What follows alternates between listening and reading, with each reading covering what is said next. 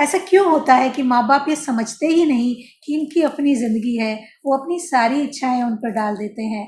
इसका क्या कारण आपको लगता है? आपका इतना सालों का एक्सपीरियंस है बच्चों को लेके, और डेफिनेटली आप बच्चों के साथ काम करती हैं, तो कई बार माता पिता भी आपके पास आते होंगे, तो ऐसा क्यों है? क्या आप समझा पाती हैं उन माता पिता को कि ऐसा नहीं करना चाहिए, और कैसे समझाती?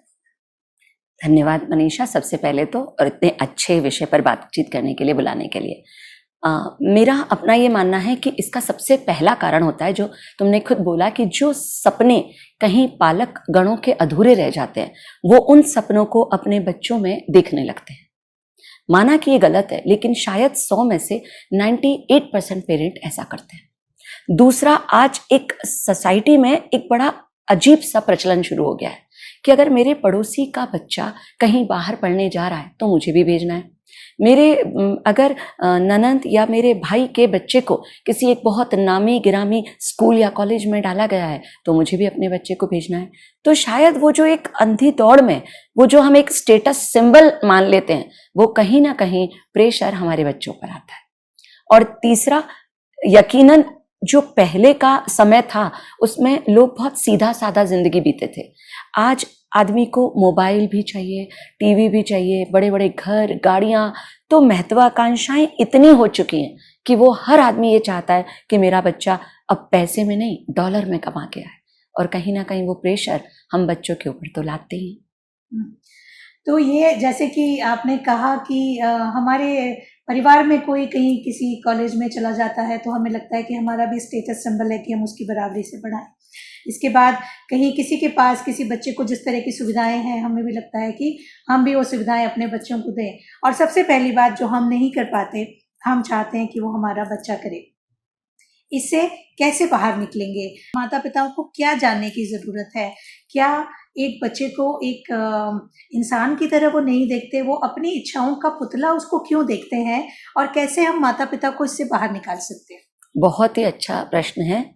मैं हमेशा बोलती हूँ पेरेंट्स को, जिन दरख्तों में सही पानी नहीं दिया जाता, जिन दरख्तों में सही पानी नहीं दिया जाता, उन पर फल मीठा कभी नहीं आता। तो उन्हें सबसे पहले ये समझना होगा कि एक बच्चे को किताबी कीड़ा नहीं बनाना है, उसका सर्वांगीण विकास होना चाहिए, उसमें खेलकूद की प्रवृत्ति भी पैदा हो, उसका पढ़ाई का समय एक निश्चित समय हो।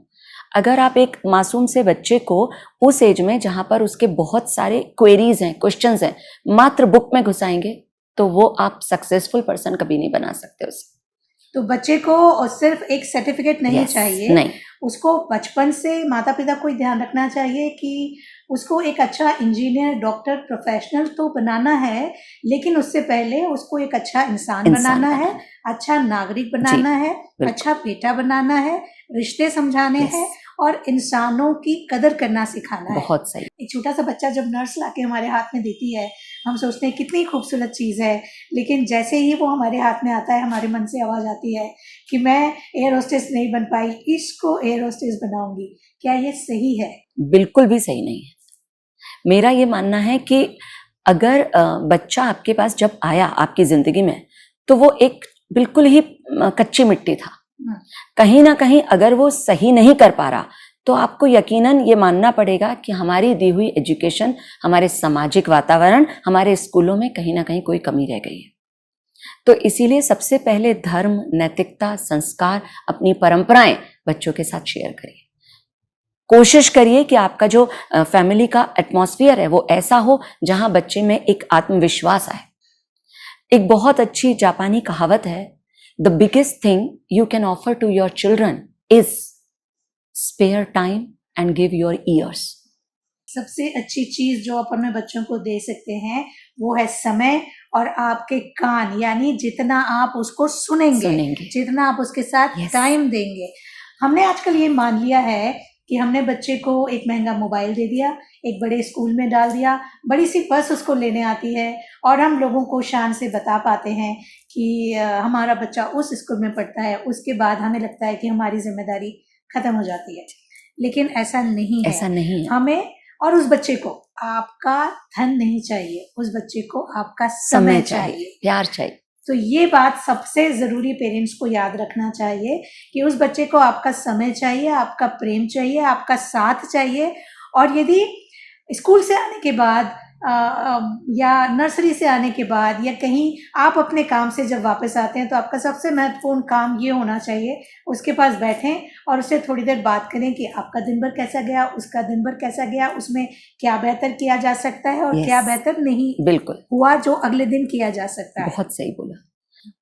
ये चीज़ हमें करनी पड़ेगी और कोशिश करना चाहिए कि हम एक अंधी दौड़ में चलकर अपने बच्चों को मात्र डॉक्टर, इंजीनियर, लॉयर यही सब बनाने की कोशिश नहीं करें। बहुत सारे और भी प्रोफेशन हो सकते हैं। अगर किसी के दिल की इच्छा है, जैसे आपने स्टोरी सुनाई कि वो म्यूजिशियन बनना चाहता है या वो संगीत में जाना चाहता है या उसे आर्किटेक्ट पसंद है या उसे रेडियो जॉकी बनना है या वो सिर्फ खेल कूद में ही अपना करियर बनाना चाहता है, तो हर जगह आज प्रोफेशन है। जिंदगी का अंतिम सुख पैसा कमाना नहीं है।